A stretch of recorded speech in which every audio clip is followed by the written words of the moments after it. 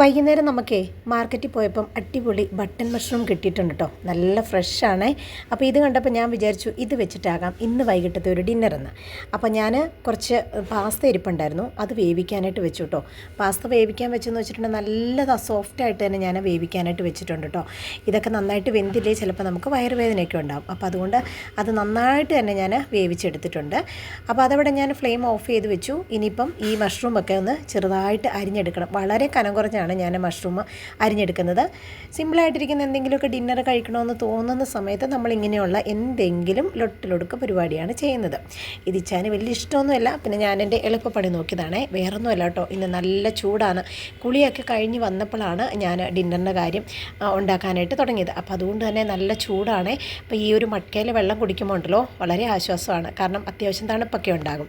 നമ്മൾ ഫ്രിഡ്ജിൽ വെച്ചിട്ട് വെള്ളം കുടിക്കാറുമില്ല കേട്ടോ. അപ്പോൾ ഞാനെന്തായാലും പാൻ അടുപ്പിലോട്ട് വെച്ചു. ശരിക്കും പറഞ്ഞിട്ടുണ്ടെങ്കിൽ ഇതിനകത്തോട്ട് ബട്ടർ ചേർത്ത് കൊടുക്കുകയാണെങ്കിൽ കുറച്ചും കൂടെ ടേസ്റ്റാണ്. എൻ്റെ കയ്യിൽ ബട്ടർ ഇല്ലായിരുന്നു, നെയ്യാണേലും തീരാറായി കേട്ടോ. അപ്പോൾ മഷ്റൂം അതിനകത്തിട്ട് ഒന്ന് ടോസ്റ്റ് ചെയ്തെടുക്കുകയാണ്. ഒന്ന് മൂടി വെച്ച് ഒരു 2 മിനിറ്റ് കഴിഞ്ഞ് തുറന്ന് നോക്കുമ്പോൾ കറക്റ്റായിട്ട് നമുക്കിവിടെ മഷ്റൂം ടോസ്റ്റായിട്ട് കിട്ടിയിട്ടുണ്ട്. ഇനിയിപ്പോൾ ഇത് ഈ ഒരു നെയ്ക്കകത്തുനിന്ന് കോരിയെടുക്കണം. പ്രത്യേകം ശ്രദ്ധിക്കാൻ, നിങ്ങളുടെ കയ്യിൽ ബട്ടർ ഉണ്ടെങ്കിൽ അതായിരിക്കും കുറച്ചും കൂടെ ടേസ്റ്റ് കൂടുതൽ. അപ്പോൾ ഇത് ഞാൻ കോരിയെടുത്തതിന് ശേഷം വീണ്ടും ഇതിനകത്തോട്ട് കുറച്ചും കൂടെ നെയ്യ് ഞാൻ ചേർത്ത് കൊടുക്കുന്നുണ്ട്. അപ്പോൾ ഇന്ന് ഞാൻ ഉണ്ടാക്കാൻ പോകുന്നത് വൈറ്റ് സോസ് വെച്ചിട്ടുള്ളൊരു പാസ്തയാണ്. അപ്പോൾ ഞാൻ കുറച്ചും കൂടെ നെയ്യ് ഒഴിച്ച് കൊടുത്തിട്ടുണ്ട്. അതിനകത്തോട്ട് ഇനിയിപ്പോൾ നമുക്ക് 2 ടേബിൾ സ്പൂൺ മൈദ ഞാനിവിടെ എടുത്ത് വെച്ചിട്ടുണ്ട് കേട്ടോ. ഇതൊന്ന് ചേർത്ത് കൊടുക്കണം. അപ്പോൾ ഈ ഒരു സമയത്ത് നെയ്യ് ചൂടായിട്ടുണ്ട്. ഇനി ഫ്ലെയിം കുറച്ച് വെച്ചിട്ട് വേണം നമുക്ക് ഈ ഒരു മൈദ ചേർത്ത് ഇളക്കാനായിട്ട്. മൈദ ചേർത്ത് കഴിയുമ്പോൾ തന്നെ നമുക്ക് നന്നായിട്ട് ഇത് ഇളക്കി കൊടുക്കണം. ഒട്ടും ഇത് കട്ട കെട്ടാതെ നമ്മൾ ശ്രദ്ധിക്കണം.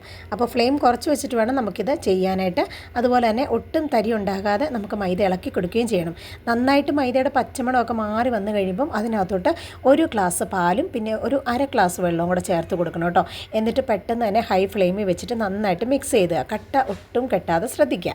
എന്നിട്ട് നമ്മൾ അത് നന്നായിട്ട് ബോയിലായി വരുന്ന സമയത്ത് വേവിച്ച് വെച്ചിരിക്കുന്ന പാസ്ത ഇതിനകത്തോട്ട് ചേർത്ത് കൊടുക്കുക. അപ്പോൾ പാസ്ത ഞാൻ വേവിച്ച് വെച്ചപ്പോൾ കുറച്ച് കൂടുതലുണ്ടായിരുന്നു കേട്ടോ. അതുകൊണ്ട് ഞാൻ മൊത്തം ഇട്ട് കൊടുക്കുന്നില്ല, നമുക്ക് ആവശ്യത്തിനുള്ളത് മാത്രം ഇട്ട് കൊടുക്കുന്നുണ്ട്.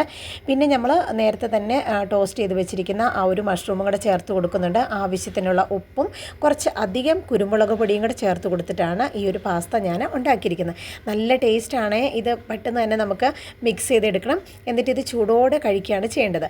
അപ്പോൾ ഇന്നത്തെ എന്തായാലും ഞങ്ങളുടെ ഡിന്നർ ഇതാട്ടോ. അപ്പോൾ നിങ്ങൾക്ക് ഇഷ്ടമായെന്ന് വിചാരിക്കുന്നു. ഇഷ്ടമായിട്ടുണ്ടെങ്കിൽ ഒന്ന് ട്രൈ ചെയ്ത് നോക്കുക. അപ്പോൾ എന്തായാലും അടുത്ത വീഡിയോയിൽ കാണാം. അതുവരേക്കും എല്ലാവർക്കും ബൈ.